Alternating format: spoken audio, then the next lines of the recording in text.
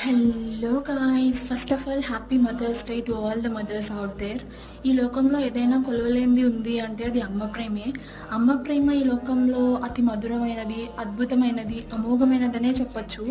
Daily మన comforts కోసం అమ్మ వాళ్ళే ఇంట్లో కష్టపడి పనిచేసి మనల్ని హ్యాపీగా చూసుకుంటారు కదా. మనం ఎంత హెల్ప్ చేయాలి అని చూసినా మన ఆఫీస్ వర్క్లో మనం బిజీగా ఉంటాము. అట్లీస్ట్ ఈ ఒక్క రోజైనా మా అమ్మకు రెస్ట్ ఇవ్వాలి అనుకున్నాను. బేసిక్గా మా అమ్మకు గిఫ్ట్స్, చాక్లెట్స్, కేక్స్ ఇలాంటివి పెద్దగా ఇంట్రెస్ట్ ఉండదు. సో ఏదైనా మంచిగా కుక్ చేసి పెడదాం అనుకున్నా.